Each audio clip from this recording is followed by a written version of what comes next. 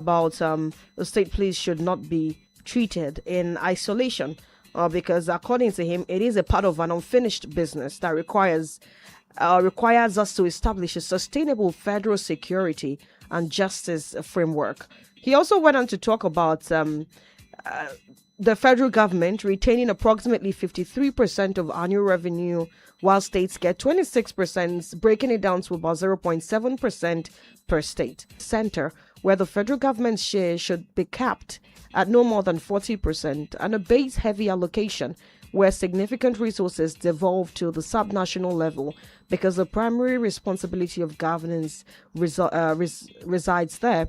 He also talked about the country's legal system as a big elephant hindering everything. And I'd like to think that at the center of it all, what I see the governor talking about here is sustainability from the parts of the states.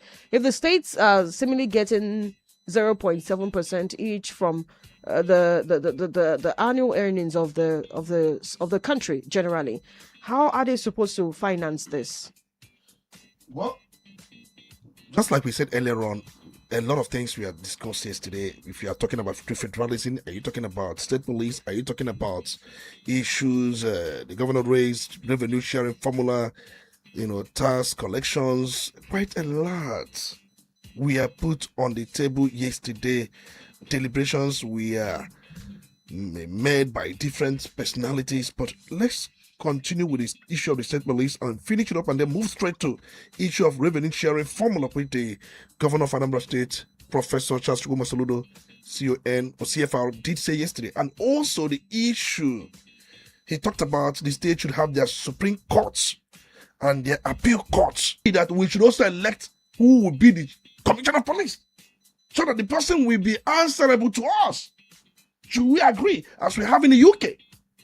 Should we agree that the issue of recruitment, discipline, promotion should be handed over to an independent commission, not answerable to the governor? We should be talking about safeguards. We should be talking about these things. As against, no, we are not in for this or we are not in for that. Let's leave that. Let's now talk about the issue of revenue formula. And the governor was of the view that, as we have it currently, that the revenue formula have been like that for a very long time, where the federal government takes about 52.68%. The states, 26.72%.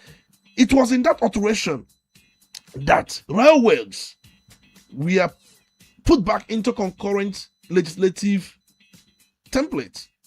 Because before now, it is solely the responsibility of the federal government to take on railways. Now, it was in that amendment that electricity was moved to the concurrent legislative list.